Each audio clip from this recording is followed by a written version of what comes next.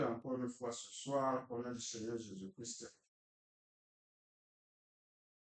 Encore une fois devant la table de notre Seigneur pour partager la nourriture spirituelle qui est la parole de Dieu. Nous devons aimer la parole de Dieu. Nous devons aimer la parole de Dieu. Je le répète encore, nous devons aimer la parole de Dieu.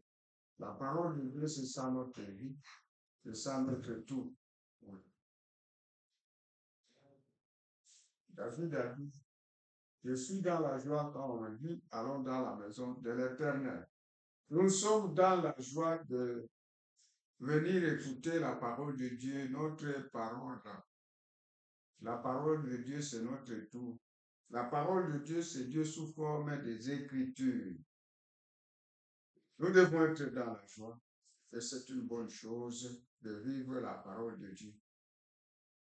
Nous pouvons l'écouter, mais il est mieux de la vivre. Nous devons vivre la parole de Dieu. Et Jésus a dit, si vous m'aimez, gardez mes commandements. Nous devons garder la parole de Dieu, nous devons la vivre. Que le Seigneur vous bénisse. On peut prier. Éternel, éternel Dieu compatissant et miséricordieux, dans la colère, riche en bonté et en vérité, visitant l'iniquité des pères sur les enfants jusqu'à la 3e et la 4e génération pour tous les désobéissants, mais faisant grâce jusqu'à des milliers de générations pour tous ceux qui t'obéissent. Ton nom, c'est le Seigneur Jésus-Christ. Nous sommes infiniment reconnaissants ce soir. Ce t'a plu de nous accorder le souffle de vie. Nous ne sommes pas meilleurs à ceux-là qui sont décédés. Mais si on se tient debout, c'est seulement par ta grâce. Merci pour le souffle de vie. Merci pour l'être. Nous manquons de mots avec lesquels nous pouvons exprimer notre reconnaissance avec toi. Nous demandons pardon pour tous nos manquements et nous regarder à travers les saints qui appellent à Bogota, jette nos manquements dans la mer. Et bénis-nous de toutes sortes de bénédictions spirituelles. Nous attendons à toi. Ceux qui s'attendent à toi n'ont jamais te confie. Je veux parler à ton peuple. Que toi-même tu descendes et que tu parles à ton peuple. Si moi je parle de moi-même, ça sera la mort. Mais si toi tu parles à moi et que tu m'utilises comme un micro, c'est la vie qui va se manifester. Glorifie-toi en toutes choses. Que les malades trouvent leur guérison en écoutant ta parole, ô Dieu. Ceux qui ont des problèmes trouvent la solution en écoutant ta parole, ô Dieu.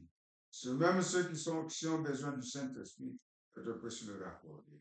Nous attendons à toi. Élève-nous dans le lieu céleste en Christ Jésus et bénis-nous de toutes sortes de bénédictions spirituelles et matérielles. Encore une fois, nous attendons à toi. Bénis-nous du début jusqu'à la fin. Au nom de Jésus-Christ. Amen. Nous sommes en train d'étudier de 7 sceaux. Hier, nous avons étudié le 6e sceau. Aujourd'hui, nous allons entamer le 7e sceau.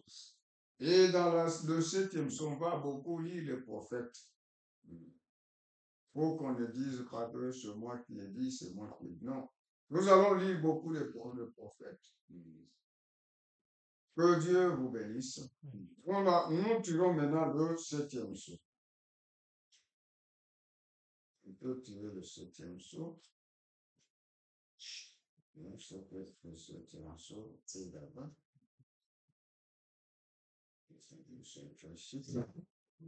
Attendez un peu.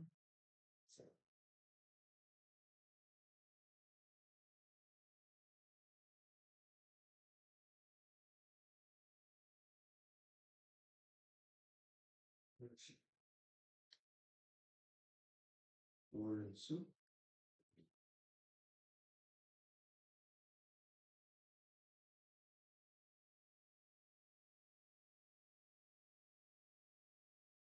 Tirons le 7e sceau.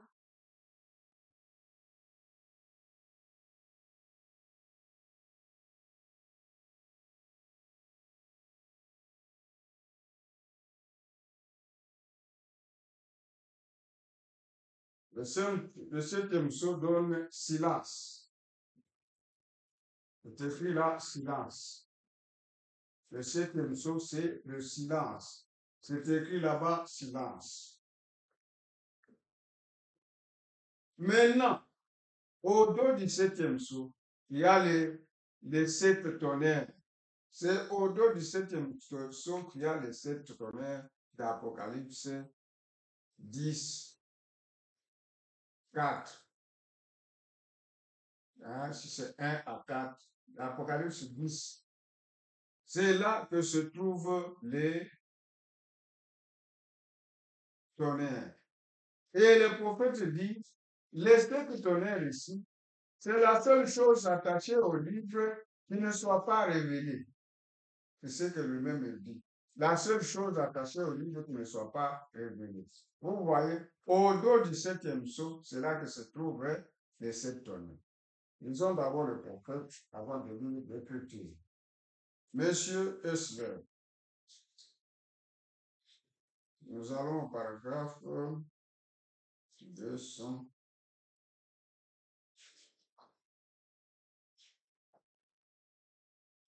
232. Nous lisons. C'est alors qu'il est temps pour les sept voix d'Apocalypse 10 d'être révélées. Quand le livre est terminé, il ne reste qu'une seule chose. Ce sont les sept mystérieuses voix des tonnerres qui sont écrites sur le revers du livre, donc au dos du livre, et qu'il fut interdit à Jean d'écrire. Disons cela dans Apocalypse 10, 1. Et j'ai vu un autre ange puissant qui descendait du ciel, revêtu d'une nuée, et l'arc-en-ciel sur sa tête, et son visage comme le soleil, et ses pieds comme des colonnes de feu. Et il avait dans sa main un petit livre ouvert. Maintenant, observez ceci. Et il mit son pied droit sur la mer et le gauche sur la terre. Et il cria à haute voix, comme un lion rugit.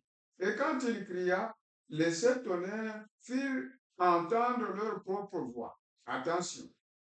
Et quand les sept tonnerres eurent parlé, j'allais écrire.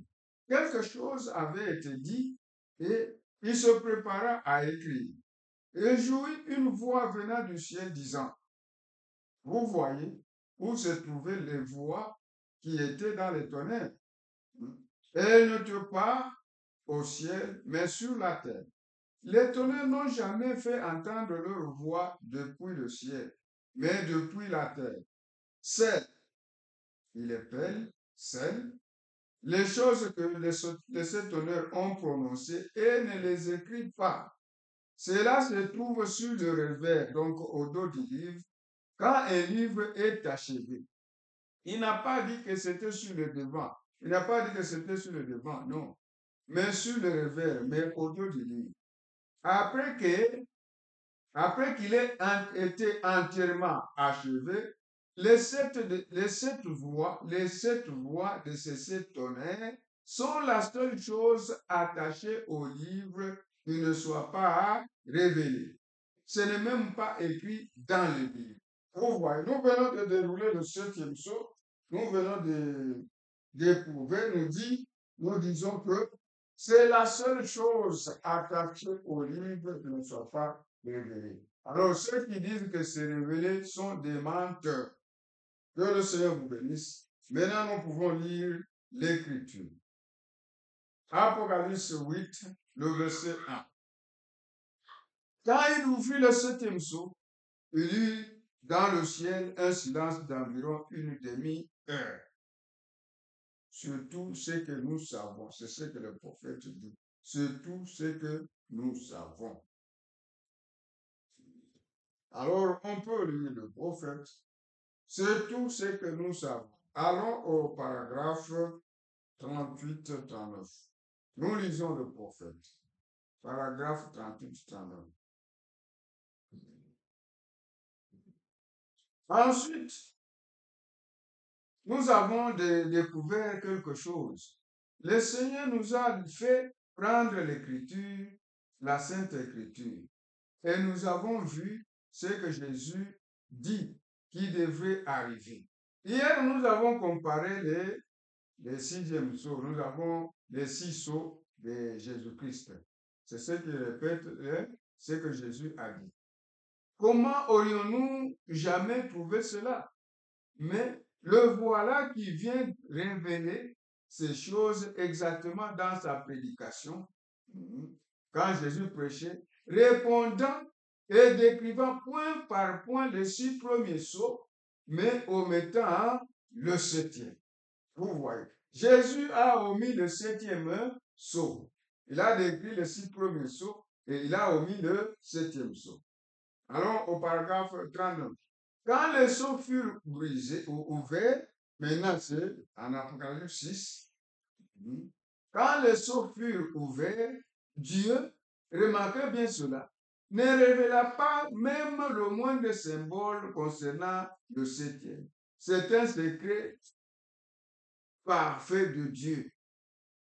On trouve cela dans Apocalypse, dans le chapitre 8. Vous voyez, le chapitre 8 que nous venons de lire. Il lit aussi. Et lorsqu'il ouvrit le 7e sceau, il se fit un silence au ciel d'environ une demi-heure.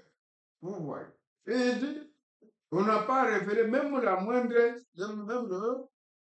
le moindre symbole. Non, il n'y a pas. Même la moindre symbole, on n'a pas révélé concernant le 7e. C'est un silence. Lorsqu'il ouvrit le 7e sceau, il se fit un silence au ciel d'environ une demi-heure. Vous voyez. Maintenant, quand nous allons au paragraphe, nous sommes en train de sauter, nous allons au paragraphe 62 et 63. Nous lisons. Ce chapitre 8 ne fait que révéler la scène du 7e sceau, où rien d'autre n'est révélé. Rien n'est révélé dans le 7e sceau, mais il n'y a aucun rapport avec le 7e chapitre de l'Apocalypse. Cette révélation du 7e sceau est parfaitement muette. Si seulement j'avais le temps, j'essaierai avec quelques passages de vous montrer qu'il est parlé de ce 7e sceau dès la Genèse. Dès le début de la Genèse, on voit apparaître ces sceaux. Ne pouvez-vous pas vous rappeler comment ces choses ont été apportées ce matin? Observez cela ce soir, tandis que nous les apportons. Et vous découvrirez que quand nous arrivons à ce 7e sceau, il y a une interruption. Il y a une interruption. Jésus lui-même, parlant des temps de la fin, décrivit les 6 premiers sceaux. Mais quand il arriva au 7e sceau, il s'arrêta. Oui. C'est ainsi, vous voyez, c'est quelque chose de glorieux.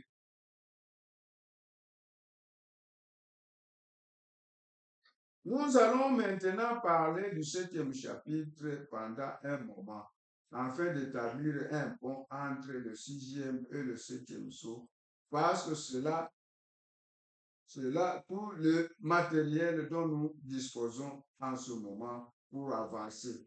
Entre le 6e et le 7e sceau, il y a l'appel des 144 000.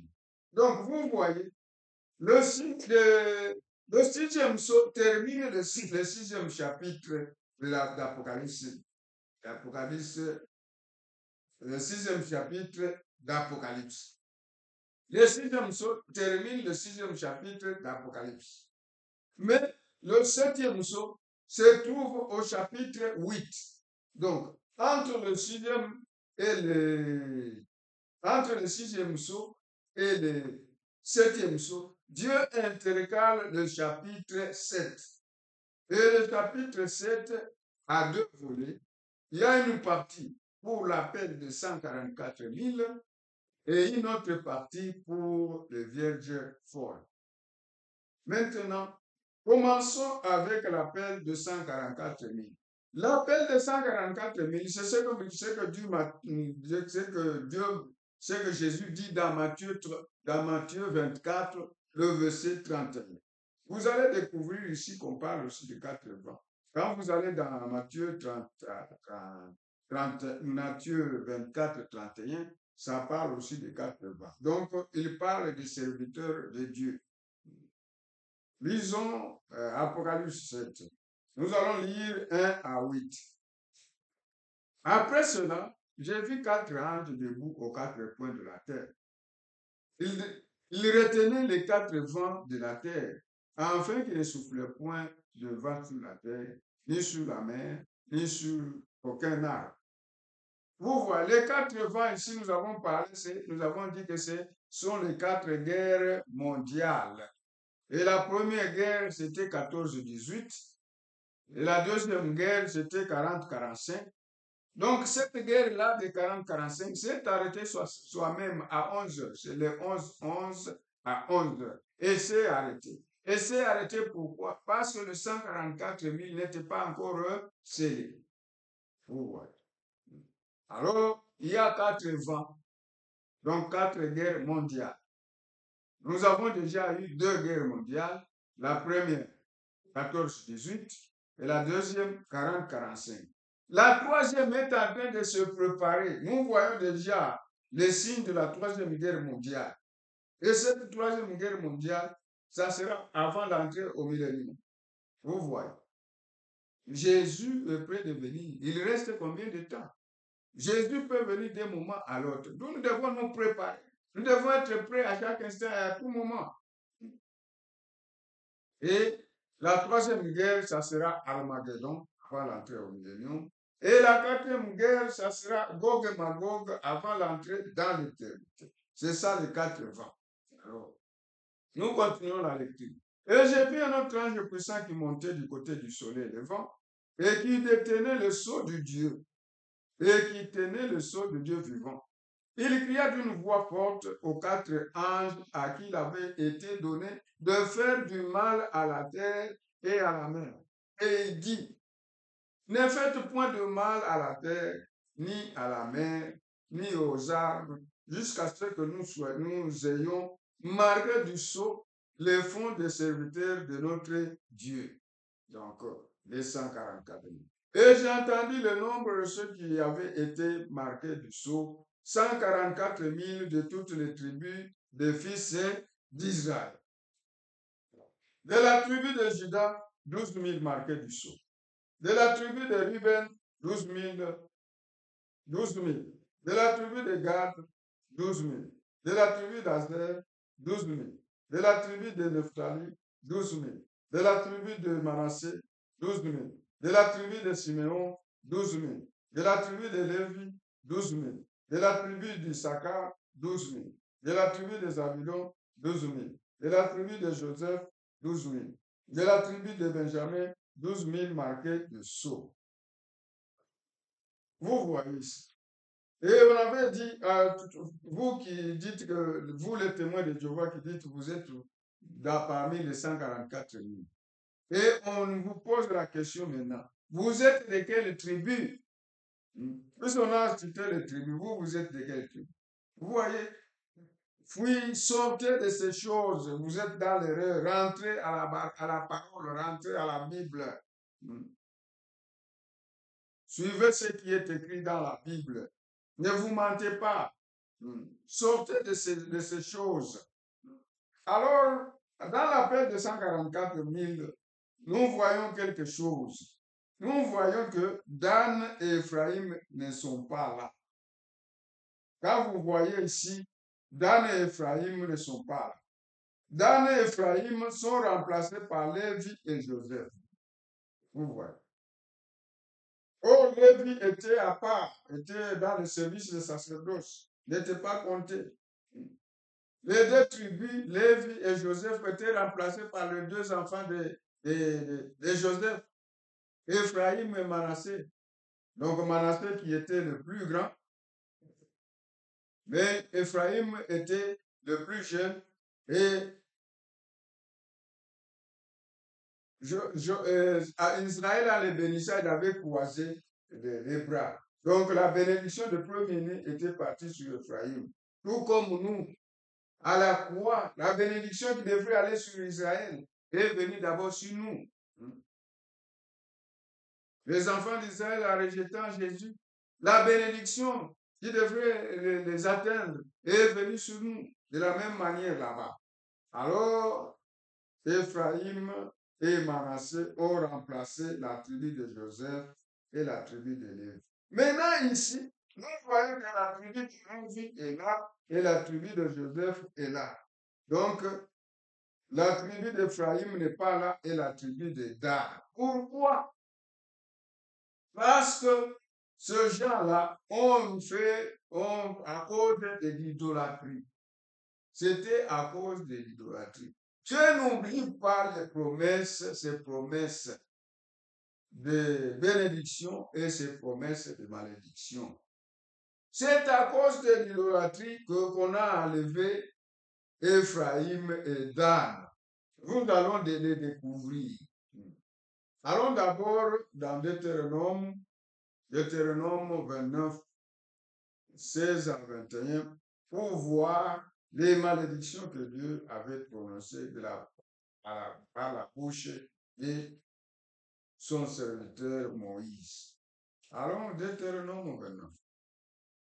Vous allez découvrir pourquoi Éphraïm et Dan ne sont pas dans la liste de 144 nuits, dans les 12 tribus.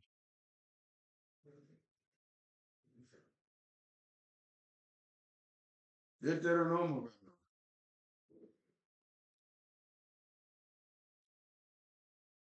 Nous commençons verset 16. Vous savez de quelle manière nous avons habité dans le pays d'Égypte. C'est Moïse qui parle. Vous savez de quelle manière nous avons habité dans le pays d'Égypte et comment nous avons passé au milieu des nations que vous avez traversées. Vous avez vu leurs abominations et leurs idoles, le bois et la pierre, l'argent et l'or, qui sont chez elles. Qu'il n'y ait parmi vous ni homme, ni femme, ni famille, ni tribu, dont le cœur se détourne aujourd'hui de l'Éternel, notre Dieu, pour aller servir les dieux de ces nations-là. Qu'il n'y ait point parmi vous des racines qui produisent du poison et de l'absinthe.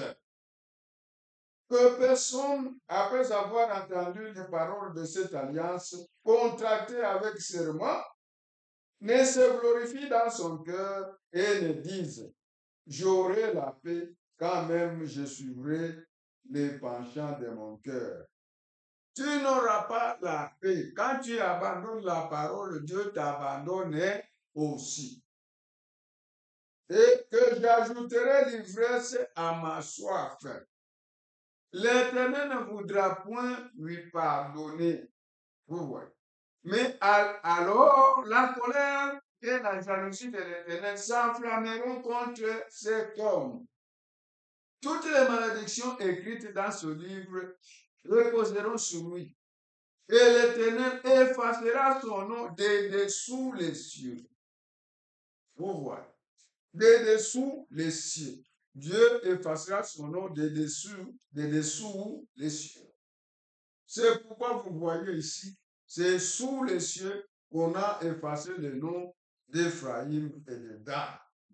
L'Éternel le séparera pour son malheur de toutes les tribus d'Israël, selon toutes les malédictions de l'alliance écrite dans ce livre de la loi. Donc l'Éternel s'est séparé de toutes les autres tribus d'Israël.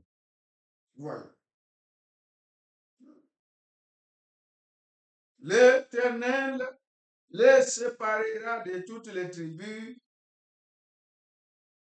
pour son malheur de toutes les tribus d'Israël, selon toutes les malédictions de l'alliance écrite dans ce livre de la loi. Qu'est-ce qui s'est passé? Qu'est-ce qui s'est passé en Israël? Quand nous allons dans 1 roi 12, dans 1 roi 12, il s'est passé quelque chose. Salomon avait péché à cause des femmes étrangères. Salomon a péché contre l'Éternel. Les femmes étrangères l'ont induit en erreur. Maintenant, il a fait quelque chose qui a déplu à l'Éternel.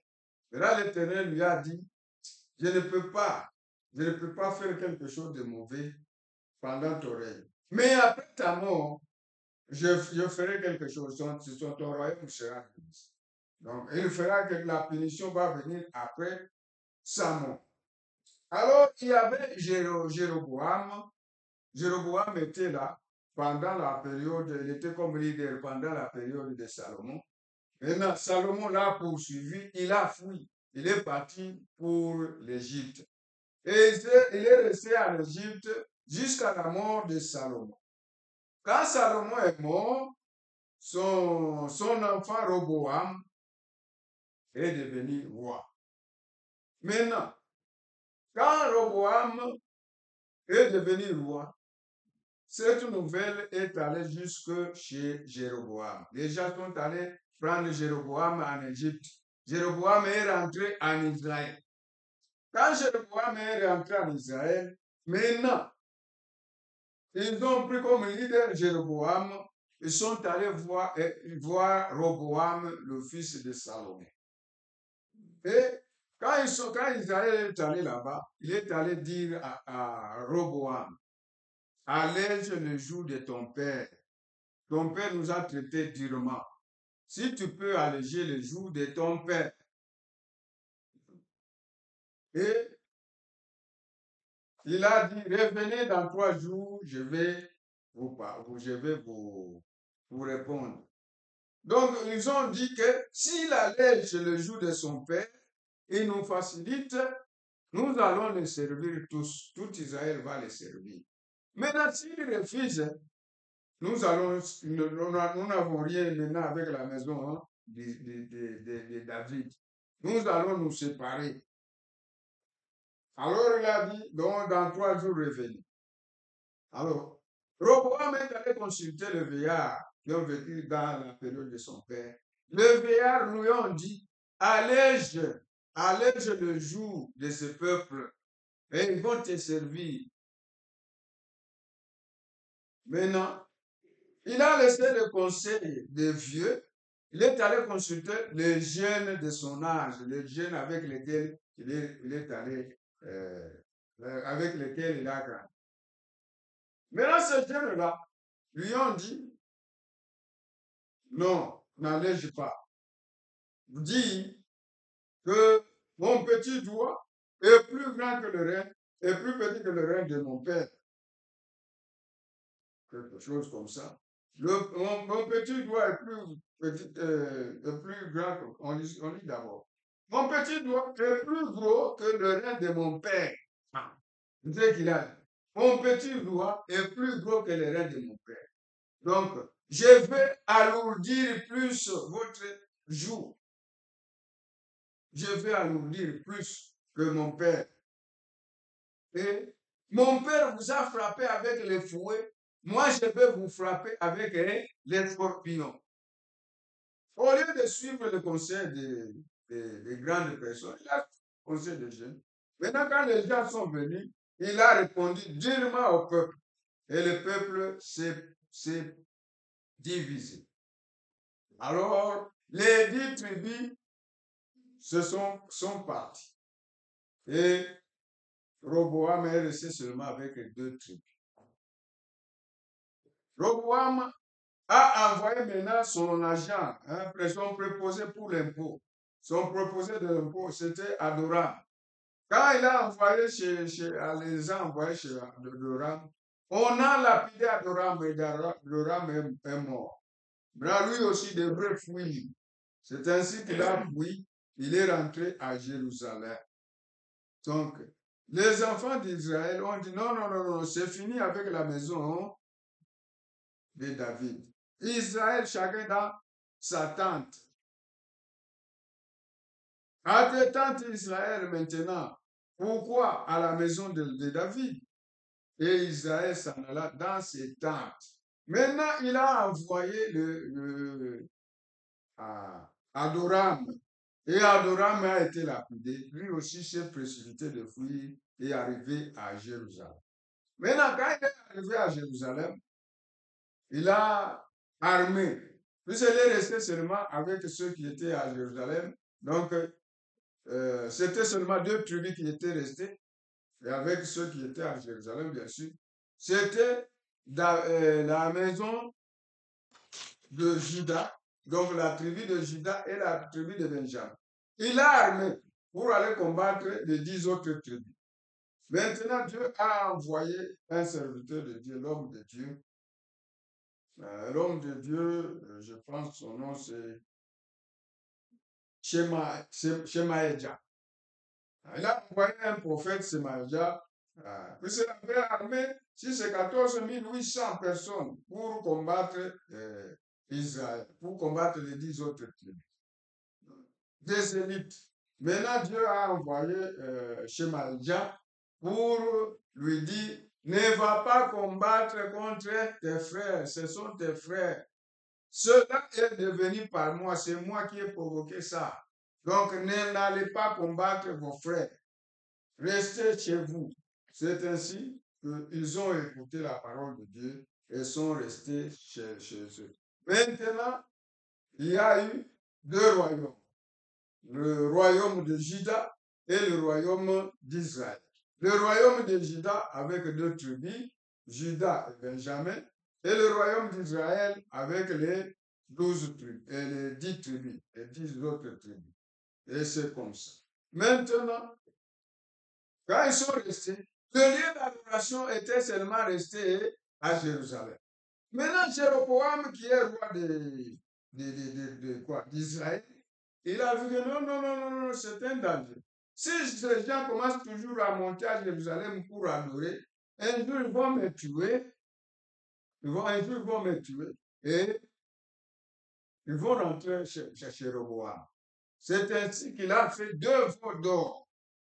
Et il a placé les 2 veaux d'or, il a placé un à Dan et un autre à Ephraïm. Et il a dit aux Israélites, voici l'Éternel, assez longtemps que vous montiez à Jérusalem, ne montez plus à Jérusalem. Il a mis ces 2 veaux-là et il a dit, voici ton Dieu qui t'a fait sortir du pays d'Égypte, d'idolâtre. C'est pourquoi Dieu se fâchait et c'est pourquoi leur nom n'est pas figuré ici. Nous lisons à partir du verset 25, nous lisons d'abord cette idée-là. Jéroboam 1 roi 12, le verset 25. Jéroboam bâtit Sichem sur la montagne d'Ephraïm. Donc, vous voyez, sur la montagne d'Ephraïm, et il demeura. Puis il en sortit et bâtit Penuel. Écoutez-moi. Jéroboam dit à son cœur, le royaume pourrait bien maintenant retourner à la maison de David. Si ce peuple monte à Jérusalem pour faire des sacrifices dans la maison de l'Éternel, le cœur de ce peuple retourneront à son seigneur à Roboam, roi de Juda, et ils me tueront et retourneront roi de Juda. Après s'être consulté, le roi fit 2 veaux d'or et il dit au peuple, assez longtemps vous êtes montés à Jérusalem, Israël. Voici ton Dieu qui t'a fait sortir du pays d'Égypte.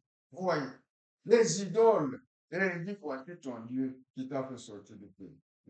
Il plaça l'un des chevaux à Bethel. Bethel, c'est Ephraïm. Et il mit l'autre à Dan. Vous voyez. Sur le verset, le verset 29. Il plaça l'un de ces veaux à Bethel. Bethel, c'est Ephraïm. Et il mit l'autre à Dan. Voilà. Il mit l'autre à Dan. Nous venons de lire, c'est le verset 25 au verset 30. Maintenant, le verset 29, c'est ce que nous venons de lire. Ce fut là une occasion de pécher. Donc, c'était l'occasion maintenant de pécher. Jéroboam a mis le peuple d'Israël dans le péché. Le peuple alla devant l'un de vous jusqu'à Dan. Vous voyez. C'est pourquoi ces 2 noms ne sont pas là. Ephraïm et Dan. À cause de l'idolâtrie. À cause de l'idolâtrie. Mais quand nous allons à Ézéchiel 48, vous allez voir que ces 2 noms sont là. Ézéchiel 48. Ézéchiel 48. Allons d'abord en Ézéchiel 48.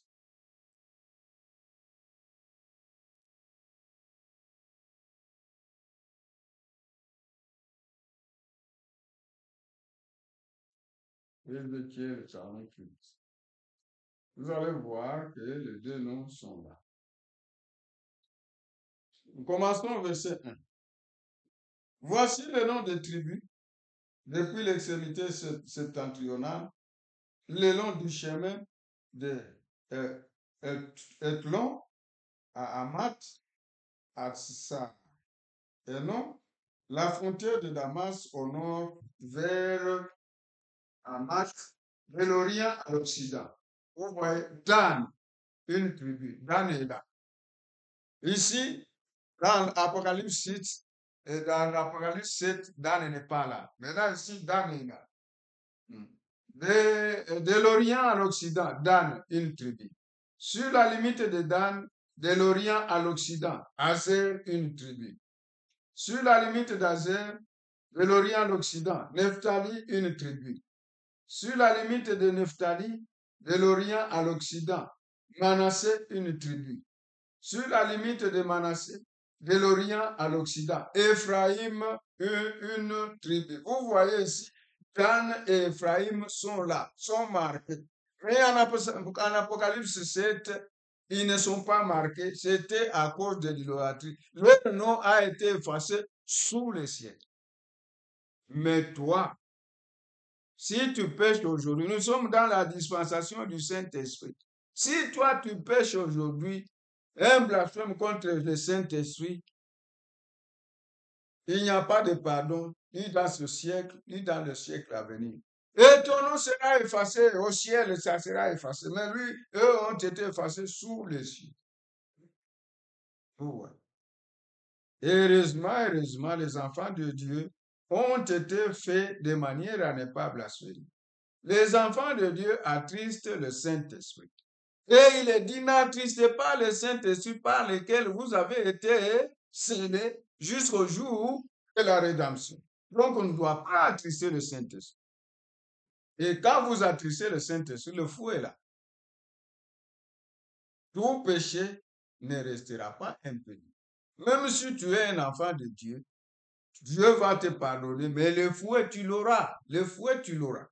C'est pourquoi n'attristez pas le Saint-Esprit par lequel vous avez été scellés jusqu'au jour de la rédemption.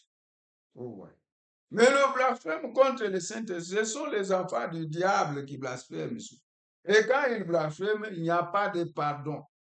Aujourd'hui, si tu joues, si tu blasphèmes, nous sommes dans la dispensation du Saint-Esprit. Le péché contre le Saint-Esprit, c'est impardonnable. Eux ont été effacés sous le ciel. Mais toi-même, dans au ciel, là, c'est effacé. Partout, dans les livres de Dieu, c'est effacé. Donc, ça, ça sera effacé. Même dans le siècle à venir, même dans l'éternité, il n'y a pas, tu ne seras pas.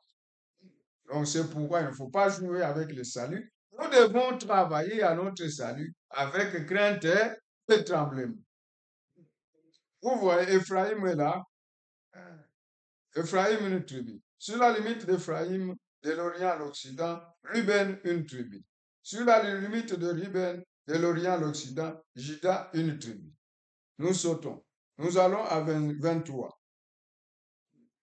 Ézéchiel 48, le verset 23. Nous avons lu 1 à 7. Maintenant, nous allons à 23.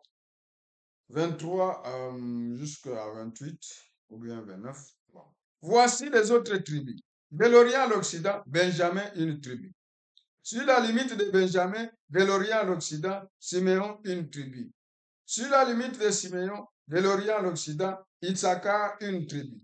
Sur la limite d'Issachar, de l'Orient à l'Occident, Zabilon, une tribu. Sur la limite de Zabilon, de l'Orient à l'Occident, Gad, une tribu. Sur la limite de Gad, du côté méridional, au midi, la frontière ira depuis Tamar jusqu'aux eaux de Mériba, à Kadès, jusqu'au torrent vers la grande mer. Tel est le pays que vous diviserez en héritage par le sort pour les tribus d'Israël. Tels sont leur part, dit le Seigneur l'Éternel. Vous voyez ici, Dan et Ephraïm sont là. Mais en Apocalypse, cette Dan et Ephraïm ne sont pas là à cause de l'idolâtrie. Fuyez l'idolâtrie. Ces idoles-là que vous suivez, vous dites que ça va vous protéger. Ça ne vous protège pas. Vous avez fabriqué quelque chose avec la forme humaine. Ça ne peut pas marcher, ça ne peut pas parler, ça ne peut pas. Les idoles des nations sont les dieux des nations sont des idoles. Mais notre Dieu a fait les cieux. Il est vivant. Lui peut nous protéger. Ces histoires-là ne vous protègent pas. C'est pourquoi enlevez, fouillez, fouillez. Et tout celui qui met quelque chose avant Dieu, tout ce que vous placez avant la parole, ça s'appelle les idoles. Ça peut être l'argent, ceci, cela, cela. Même une grande église peut être une idole pour toi. Même la télévision. Même un homme. C'est pourquoi fouillez l'idolâtrie. Fouillez l'idolâtrie. Alors, quand nous allons dans Apocalypse 14, on parle aussi de 144 000 qui sont avec Jésus. Allons d'abord dans Apocalypse 14. Apocalypse 14. Le verset 1. J'ai regardé, voici l'agneau se tenait sur la montagne des Sion. Et avec lui, les 144 000 personnes qui avaient son nom et le nom de son père écrit sur leur front. Les 144 000 sont le type de Benjamin. Vous voyez. C'est le type de Benjamin. En Égypte, Joseph, quand il a vu Benjamin, il ne s'est pas contenu. Il s'est révélé à ses frères. De même Jésus, quand il verra les 144 000, le type de Benjamin, il va se révéler à tout Israël. Et tout Israël sera sauvé. C'est ça. Quand Joseph a été rejeté par ses frères, il a épousé une femme des nations. Nous aussi, quand Jésus a été rejeté par Israël, Jésus nous a pris, nous. Il nous a pris, nous. Donc, il est écrit, Jésus a jeté le regard parmi les nations pour porter un peuple qui porta, pour choisir du milieu d'elle, un peuple qui porta son nom. Voyez. Après le rejet, il a choisi l'épouse des nations. Nous qui sommes là, oui, nous représentons l'épouse de Jésus-Christ. Maintenant, ici, quand Joseph a vu Benjamin, ce Benjamin, il est le fils de sa mère. Quand il a vu Benjamin, il ne s'est pas contenu. Il s'est révélé à ses frères. Vous voyez. Nous, eux aussi. Jésus, quand il verra les 144 000, il ne va pas se contenir, il va se révéler à tout Israël. C'est à ce moment-là qu'on va lui poser la question, d'où viennent ces blessures? Il va dire de la maison de mes âmes. Et ça sera une lamentation, ils vont pleurer comme on pleure le premier-né, le fils unique de son père. Ils vont pleurer, ils vont se repentir et tout Israël sera sauvé. Alors ici, on voit les 144 000 qui ont été scellés par la prédication de deux prophètes. On le voit sur la montagne de Sion. Ils sont avec Jésus. Et je regardais, voici l'agneau se tenait sur la montagne de Sion. L'agneau qui est le Seigneur Jésus. Et avec lui, les 144 000 personnes qui avaient son nom et le nom de son père écrit sur leur front. Et j'ai entendu du ciel une voix comme un bruit de grosses eaux, comme le bruit d'un grand tonnerre. Et la voix que j'entendis était comme celle des joueurs de harpe, jouant de leur harpe. Et ils chantent un cantique nouveau devant le trône et devant les quatre êtres vivants et les vieillards. Et personne ne pouvait apprendre le cantique si ce n'est le 144 000 qui avaient été rachetés de la terre. Ce sont ceux qui ne sont pas souillés avec des femmes, avec, bon, là-bas. Vous voyez, ils sont là, les 144 000. Maintenant, revenons au verset 9. Ça, c'est ce qui concerne l'appel de 144 000. Maintenant, revenons au verset 9, Apocalypse chapitre 7, le verset 9.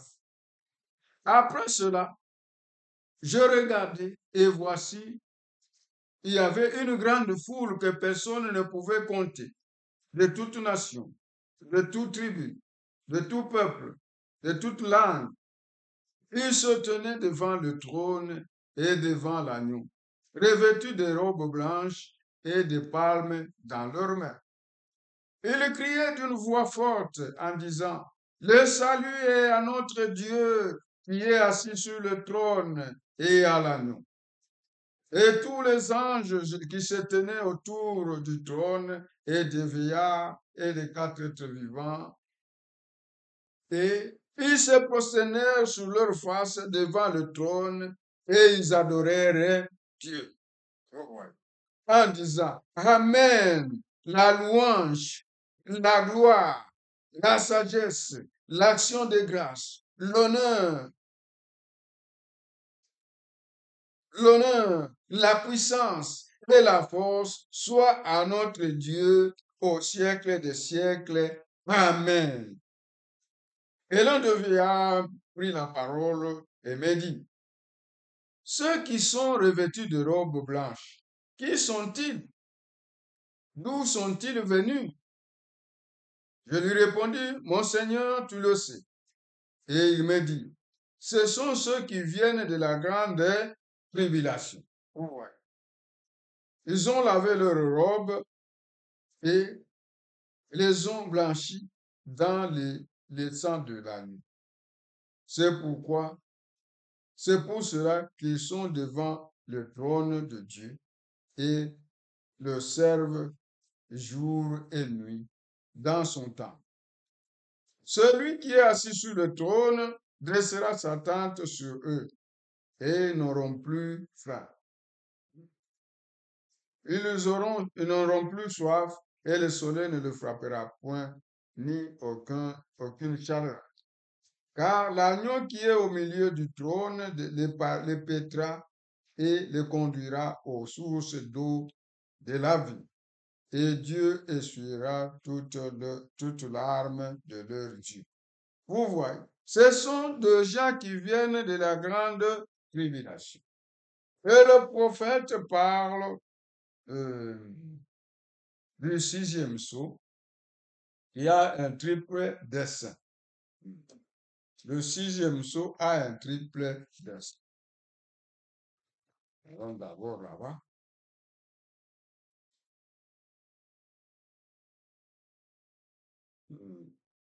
Le sixième sceau a un triple dessein. OK?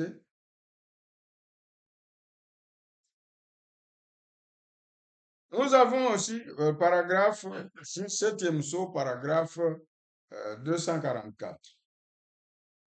Nous allons lire aussi 245. Nous avons aussi vu que là, l'ouverture du sixième sceau a un triple dessein. Voici ces dessins. Le premier est que le vierge folle doive passer par la tribulation pour être purifié. Donc, ce vierge folle, donc après l'enlèvement, la bête va faire la guerre à la vierge folle, mais elle ne pourra pas faire quelque grande chose. Non. Puisque avant qu'on nous comparte, on va fermer, on va nous bousculer, on va fermer même les églises, et nous allons bouger la terre, et puis nous partons. Maintenant, la Vierge folle sera poursuivie, que c'est la Vierge folle qui va rester, sera poursuivie. Sera poursuivie. Quand nous allons dans Apocalypse 12, il est dit que les ailes, on va donner au reste de la femme les ailes pour fuir dans le désert, où il sera nourri un temps, deux temps et la moitié des temps. Donc, ici, on ne va pas faire quelque chose à ces gens-là. Il y aura des organismes internationaux qui vont s'élever, tels que le droit de l'homme et d'autres organismes. Quand on va les poursuivre, les organismes mondiaux vont s'élever, tels que le droit de l'homme. Ils vont non, non, non, non, non, laissez ces gens-là tranquilles, ce sont des humains. Le droit humain va s'élever. Et ils seront préservés pendant 3 ans et demi. Et ils vont passer à la tribulation. Donc, les vierges folles vont passer dans la grande tribulation pour être purifiés de leur péché d'incrédulité. Et il dit ici, parmi les vierges folles, il y a 3 catégories. Elles doivent être purifiées de leur péché d'incrédulité et d'avoir rejeté le message. Donc, parmi les vierges folles, il y a des gens qui vont rejeter le message. Et ils vont rejeter le message. Pourquoi? À cause de vous qui dites que vous êtes dans le message, mais votre vie n'est pas digne de l'évangile. Si votre justice ne dépasse pas celle des pharisiens, vous n'entrerez pas. Ouais. Vous mettez des barrières à ce gens-là avec votre vie. Vous les empêchez. Et ils vont même refuser le message. Pour avoir rejeté le message, ce sont des hommes pieux, des hommes propres, pieux. Mais pour avoir rejeté le message, ils vont passer par la grande tribulation pour être purifiés.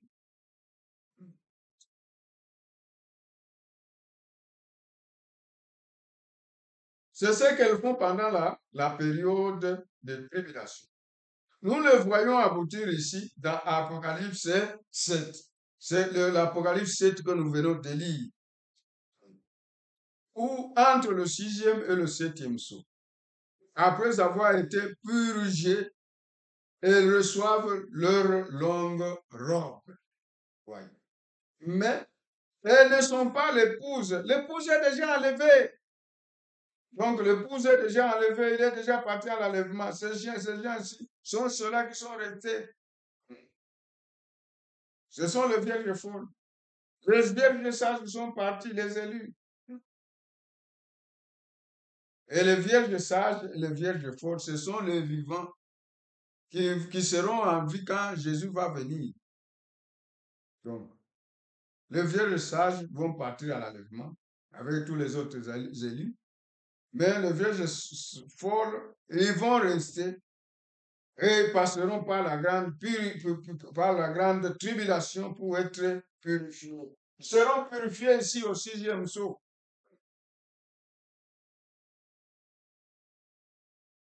Après avoir été purgés, elles reçoivent leur longue robe. Mais elles ne sont pas l'épouse, elles sont l'Église. Ceux qui sont purs, mais n'ont pas peut-être, n'ont peut-être pas eu l'occasion de recevoir le message. Il y a d'autres qui n'auront pas l'occasion de recevoir le message, mais qui sont purs.